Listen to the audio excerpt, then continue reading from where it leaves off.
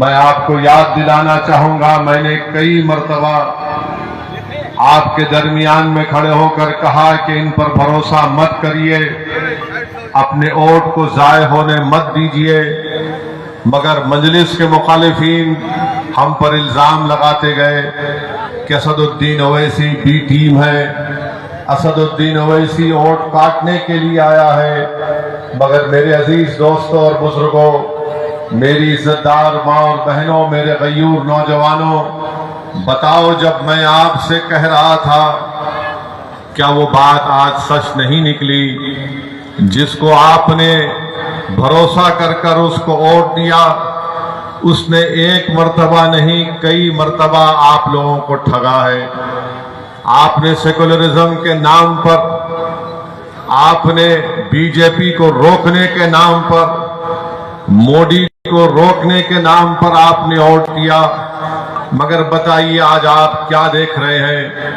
इल्जाम अख्तरुल ईमान पर लगता है कि अख्तरुल ईमान और असदुद्दीन ओवैसी और आफ्ताब इंजीनियर बिहार में वोट तोड़ने के लिए आए हैं। मैं उनसे पूछना चाह रहा हूं, बताओ आज जिम्मेदार कौन है?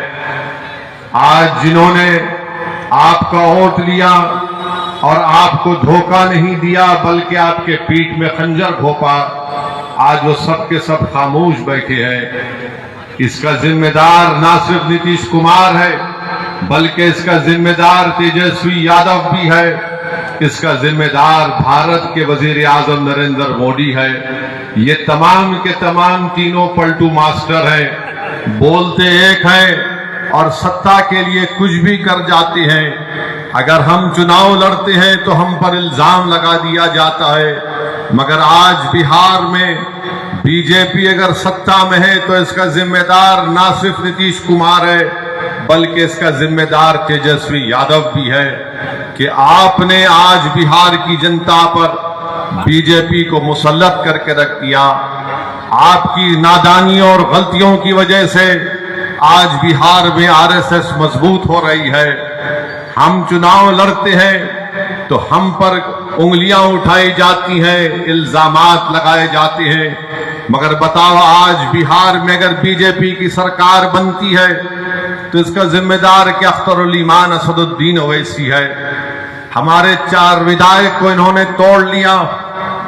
आपने मजलिस के उम्मीदवार को आपने अपने वोट और दुआओं से कामयाब किया। मजलिस के 4 विधायक को तोड़ा, ये बोलकर तोड़ा कि हम बीजेपी को रोकेंगे। बताओ तुमने क्या बीजेपी को रोका? तुम सिर्फ अपनी अना की तस्कीन के लिए तुमने मजलिस के 4 विधायक को तोड़ा। तुम नफरत करते हो कि सीमांचल की सरजमीन से एक गरीब और मजलूमों की एक सियासी लीडरशिप जो भर रही थी, तो तुम ये नहीं चाहते थे कि सीमांचल की जनता से इंसाफ हो। तुम ये जानते थे कि मजलिस ने यहां पर सीमांचल की आवाम में एक सियासी इनकलाब को बर्पा कर दिया। तुम ये नहीं बर्दाश्त कर सकते थे कि सीमांचल की जनता से इंसाफ होगा, उनको उनका हक मिलेगा। तो झूठ बोलकर हमारे 4 विधायक को नीतीश कुमार ने और तेजस्वी ने तोड़ा। अब बताओ वो 4 विधायक की क्या अहमियत है वहां पर? ना तो वो मुंह खोल सकते हैं, ना तो वो बगैर इजाजत के बैठ सकते हैं, ना तो वो बगैर कुछ सोचे समझे, इनके पास कुछ है ही नहीं। मगर मजलिस ने जो सीमांचल की सरजमीन पर जो एक सियासी इनकलाब को बर्पा किया, तो ये बात ना मोदी को पसंद आई, ये बात ना तेजस्वी को पसंद आई, ना ये बात नीतीश कुमार को पसंद आई। वो हरगिज नहीं चाहते कि सीमांचल से आपकी एक सियासी क़ियादत उभरे। वो हरगिज ये नहीं चाहेंगे कि बिहार में आपकी सियासी क़ियादत उभरे। बिहार में ये पैगाम दे दिया गया, बिहार में, भाई साहब रुकिए, बिहार में सिर्फ यही चाहते हैं कि यादवों का नेता हो, कोई गुनाह नहीं है। बिहार में कुर्मी कुशवाहा का नेता हो, कोई गुनाह नहीं है। बिहार में भूमिहार का नेता हो, कोई गुनाह नहीं है। बिहार में अपर कास्ट का नेता हो, कोई गुनाह नहीं है। गुनाह उस वक्त हो जाता है जब गरीब और मजलूम मुसलमान खड़ा हो जाता है। तो चाहे मोदी हो, तेजस्वी हो, नीतीश कुमार हो, वो इस बात पर मुत्तफिक है कि सीमांचल से इंसाफ नहीं करेंगे और कभी भी आपकी सियासी लीडरशिप को भरने दिया जाएगा। इसीलिए धोखा देकर, आपकी पीठ में खंजर मारकर, आपके वोटों से मुंतखब शुदा, आपकी दुआओं से मुंतखब शुदा चारों विधायक को उन्होंने खरीद लिया। अब बताइए कौन जिम्मेदार है अगर आज बिहार में बीजेपी की सरकार है? तेजस्वी से पूछेंगे तो तेजस्वी बोलेंगे चाचा हमको छोड़कर चले गए। नीतीश कुमार से पूछेंगे तो अल्फाज चाप चाप कर बोलेंगे हम मर भी गए तो नहीं जाएंगे, अब कह रहे हैं कि हम यहीं रहेंगे। यानी नीतीश कुमार, अगर गिरगुट और नीतीश कुमार को सामने रखा जाए तो गिरगुट कहेगा कि मुझे इससे शर्म आती है। इतना रंग बदलते हैं नीतीश कुमार। सुबह में जो बोलेंगे शाम तक चाचा पलट जाएंगे। अरे जब तुम सत्ता में तेजस्वी चाचा के साथ आ गए तो बड़ा हाथ पकड़कर चल रहे थे, गले मिल मिल कर बोल रहे थे कि हम ये कर देंगे। बताओ फिर क्या हुआ?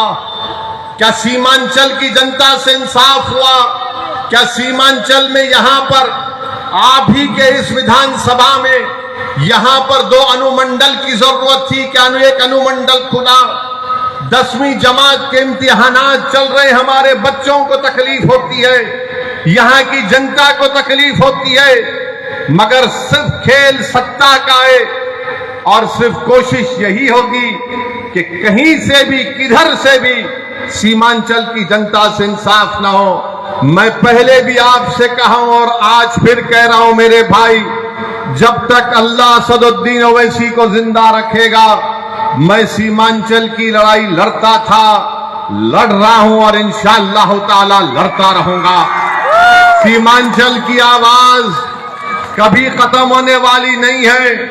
अगर तेजस्वी और नीतीश ये समझते हैं कि हमारे 4 विधायकों को तोड़कर तुमने सीमांचल की आवाज को खत्म करके रख दिया, मैं बताना चाह रहा हूं नरेंद्र मोदी को, नीतीश कुमार को, तेजस्वी को, सीमांचल की आवाज कभी खत्म होने वाली नहीं है। तुम तीनों इस बात को सुन लो, जब 2024 के लोकसभा के इलेक्शन होंगे तो इंशाअल्लाह ताला भारत की सबसे बड़ी पंचायत लोकसभा में सीमांचल की जनता अपने इंसाफ के लिए, अपने मान और सम्मान के लिए, अपनी गीरत के लिए सीमांचल की जनता इंशाअल्लाह ताला अख्तरुल ईमान को यहां से अपना एमपी बनाकर लोकसभा में भेजाएगी और अख्तरुल ईमान सीमांचल जिंदाबाद का नारा लगाएगा लोकसभा में, सीमांचल के इंसाफ की बात करेगा।